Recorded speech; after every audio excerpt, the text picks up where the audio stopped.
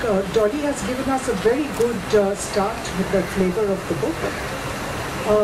I think I'll restrict my reading just to a few passages which show that there is a kind of a tone of irreverence, a thread of irreverence towards several communities and several issues running through the book.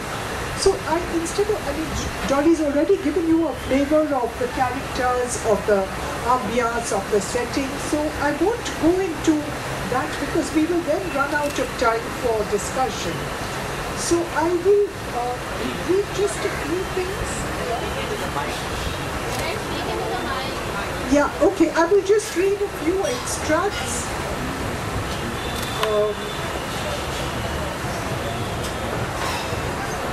This is Gustad and his friend Kanjisha in the canteen of their bank where they work. Every day in the canteen over lunch, their regular group told jokes. They told the perennially popular Sikh jokes. What did the Sardarji runners say after finishing first at the Asian Games? When he asked, "Are you relaxing now?" he said, "No, I am still Arjun Singh." They told Madrasi jokes, mimicking the rolled tongue sounds of South Indian languages. How does a Madrasi spell minimum? Yan, ya, yum, yum, you, yum. They told Gujju jokes, capitalizing on the askew English pronunciation of Gujaratis and their difficulties with the vowel O in particular. Why did the Gujju go to the Vatican? He wanted to hear pop music. Why did Gujjus bite John Paul's big toe? He wanted to eat popcorn. They told Paithani jokes about the Pathan's supposed penchant for rear entry. A Pathan went to the doctor. "Doctor Sahib, in my stomach there is lot of pain." So the doctor gave him an enema. The Pathan left in ecstasy and told his friends, "Are, how powerful modern science is. Belly and pain, but medicine beautifully Aswe Ram." Next day, friends lined up at a doctor's clinic for enemas. The group in the canteen did not spare themselves either, joking about the vast reputation of the Parsi proboscis. What happens when a Bawaji with an erection walks into a wall? He hurts his nose. No linguistic or ethnic group was spared. Perfect equality prevailed in the canteen when it came to jokes. It was not all jokes and singing in the canteen though. Sometimes an hour went in passionate argument about matters that concerned the community, such as the Tower of Silence controversy.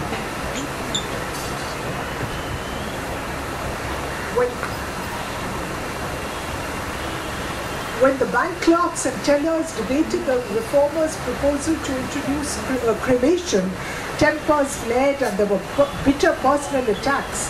But Dinshawji would manage to end matters in a light vein, saying, "Better that my dear domestic vulture eats me up with feathered ones than the feathered ones." He referred to his wife as his domestic vulture. So with her I have a guarantee she won't scatter my pieces of meat all over Bombay. So, this kind of shows that he's irreverent not only towards, he's not just insulting Sena, he's irreverent about everyone and everything. Another passage that the Sena has found objectionable is about the Dabbawalas, so I'll just read that bit. They emerged under the hot sun, stepping out of the path of the tardy Dabbawalas, weaving through the crowd in a jog, his crate of lunch boxes balanced on his head. A gust of wind picked up the sweat streaming down his face and sent it in their direction. Dinshawji instinctively shielded his packet of sandwiches. Exchanging looks of disgust, they wiped salt spray from their cheeks with white handkerchiefs. "This is nothing," said Dinshawji. "One day I had to take a train around 11 o'clock. You ever did that? You know I never take train. That's the time of the Dabbawalas. They are supposed to use only the luggage van, but some got into the passenger compartment. Jam-packed, full of sweat, smell of sweat. Toba, toba. I began to feel something wet on my shirt. And guess what it was? A Dabbawala standing over me, holding the railing. It was falling from his naked armpit. Tapak, tapak, tapak, the sweat. I said nicely, please move a little, my shirt is wetting. Mehrbani karo. But no kotha, as if I was not there. Then my brain really went. I shouted, you, are you animal or human? Look what you are doing. I got up to show him the wet. And guess what he did? Just take a guess. He turned and slipped into my seat. Insult to injury. What to do with such low-class people? No manners, no sense, nothing. And you know who is responsible for this attitude? That bastard Shiv Sena leader who worships Hitler and Mussolini. He and his Maharashtra for Maharashtrians nonsense. They won't stop till they have complete Maharashtra Raj. Dinshaji's narration had brought them to the main intersection of Flora Fountain, where the great traffic circle radiated 5 roads like giant pulsating tentacles. Cars were pulling out from inside the traffic island and recklessly leaping into the flow. BST buses, red and double-deckered, careened dangerously around the circle on their way to Colaba. Intrepid handcarts fueled by muscle and bone competed temerariously against the best that steel, petrol and vulcanized rubber threw in their path. With the dead fountain at its still center, the traffic circle lay like a great motionless wheel, while around it whirled the business of the city on its buzzing, humming, honking, complaining, screeching, rattling, banging, screaming, throbbing, rumbling, grumbling, sighing, never-ending journey through the metropolis. Dinshaji and Gusta decided to walk down Veer Nariman Road. At the corner, a pavement artist sat cross-legged beside his crayon drawings of gods and goddesses. He got up now and then to collect the coins left by devotees. Gusta pointed to the dry fountain. For the last 24 years, you can count on your fingers the number of days there was water. Wait till the Marathas take over. Then we will have real Gandu Raj, said Dinshaji. All they know is to have rallies at Shivaji Park, shout slogans, make threats and change road names. He had worked himself into a real rage and there was genuine grief in his soul. Why change names? Sala sister fuckers. Hutatma Chok. He spat out the word disgustedly. What's wrong with Flora Fountain? Why worry about what I say? If it keeps the Marathas happy, give them a few more roads to rename. It will keep them occupied. What is there in a name? No, Gusta. Dinshaji was very serious. You are wrong. Names are so important. I grew up on Lamington Road, but it has disappeared. In its place, Dada Sahib Bankhamkar Marg. My school was on Karnak Road. Now suddenly it's on Lokmanya Tilak Marg. I live on Slater Road. So that will also disappear. My whole life I have come to work at Flora Fountain. And one fine day the name changes. So what happens to the life I have lived?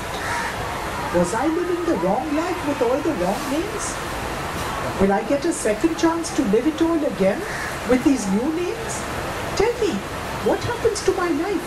Rubbed out just like that. Tell me.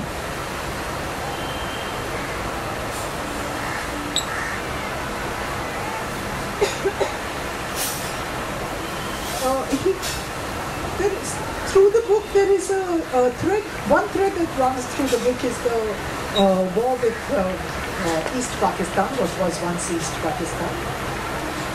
And there is this major who has, I think part of it is read out about the letter that arrives. So again there is You think there will be war with Pakistan? Says Dinshaji. Gustad shrugged. Have you seen all the papers and all the pictures in the papers? Bloody butchers slaughtering left and right. And look at the whole world completely relaxed, doing nothing. What is Mother Truth America now? Not saying one word. Otherwise, if Russia even belches, America protests at United Nations. Let Kosygin fart and America moves a motion in Security Council. Gustad laughed feebly. No one cares because these are poor Bengalis. And that Chutia Nixon licking his way is licking his way up into Pakistan's asshole. That's true, said Gustad. Pakistan is very important to America because of Russia. But why? Gustad illustrated the geopolitical reality. Look, this samosa plate is Russia. Next to it, my cup is Afghanistan. Very friendly with Russia, right? Now put your cup beside it. There, that's Pakistan. And what is south of Pakistan? Nothing, said Dinshaji. You need another cup of tea. No, nothing south of Pakistan, only the sea. That is why America is so afraid. If Pakistan ever becomes Russia's friend, then Russia's road to the Indian Ocean is clear. Then America's two little golas are in Russian hands. He liked the all-clarifying testicular metaphor. To protect their soft golas, they don't care even if 6 million Bengalis are murdered. As